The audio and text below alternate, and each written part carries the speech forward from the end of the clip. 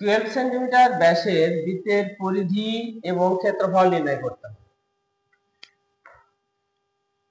এই জাতীয় প্রশ্ন যদি পরীক্ষায় আসে তাহলে তোমাকে জানতে হবে বৃত্তের পরিধি সূত্র এবং বৃত্তের ক্ষেত্রফলের সূত্র। বৃত্তের পরিধি সূত্র হবে 2πr এবং বৃত্তের ক্ষেত্রফলের সূত্র πr²। যেখানে পায়ের মান নির্দিষ্ট আমরা জানি 3.1416 অথবা 22/7, এটাও থাকতে পারে, অনেকের প্রশ্নে উল্লেখ থাকে 22/7 ধরে কাজ করতে হবে, অথবা পায়ের মান 3.1416 ধরে কাজ করতে হবে। যদি প্রশ্নে উল্লেখ না থাকে তাহলে তুমি এটা ধরে কাজ করবে, সেটাই ভালো হবে। এখন আসি কিভাবে উত্তরটা আমরা করব।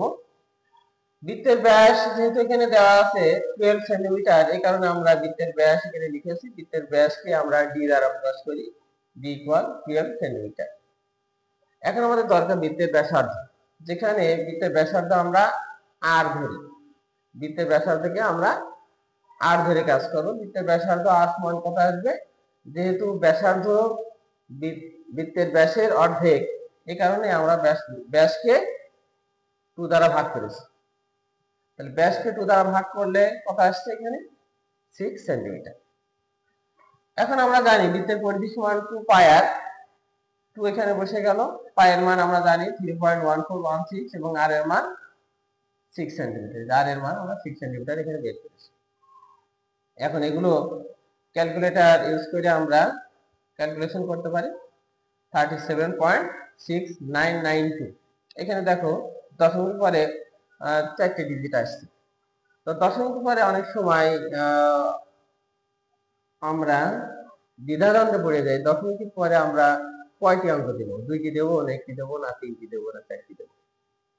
তো শুধু মনে রাখবে যে যখন টাকা পয়সার হিসেব তোমরা করবে, টাকা পয়সার হিসেব যখন থাকবে তখন দশমিকের পরে 2টো অঙ্ক দিলেই হবে। এবং টাকা পয়সা বাদে বাকি ক্ষেত্রে 3টে অঙ্ক দিতে হবে।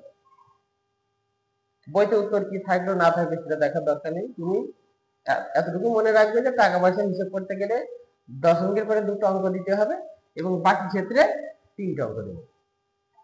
তাহলে আমরা এখানে 37.6992 না দিয়ে আমরা কি দেব? 37.699 এত সেন্টিমিটার আমরা 3টে ডিজিট দেব। এরপরে আসি বৃত্তের ক্ষেত্রফলের সূত্র। বৃত্তের ক্ষেত্রফল আমরা জানি πr²। তো বৃত্তের ক্ষেত্রফল πr² বর্গ একক আমরা লিখেছি। এখন পায়ের মান আমরা জানি 3.1416 গুণ আর এর মান কত এখানে আসছে? আর এর মান আছে 6।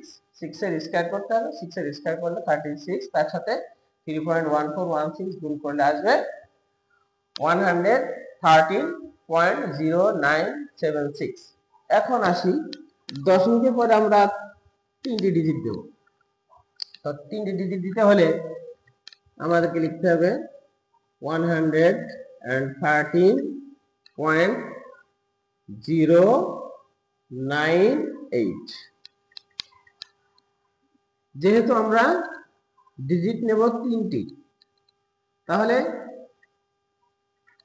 3 নম্বর স্থানে যে সংখ্যা আছে বা যে অঙ্কটি আছে তার সাথে 1 যোগ হলো। কেন যোগ হলো? আমরা জানি যে যতগুলো অঙ্ক আমরা নেব, 3 দশমিক স্থান পর্যন্ত অঙ্ক আমরা নেব, 3 দশমিক স্থানের পরবর্তী অঙ্ক যদি 4 এর বড় থাকে তাহলে শেষের অঙ্কের সাথে 1 যোগ হবে। এই কারণে আমরা 113.098 লিখব।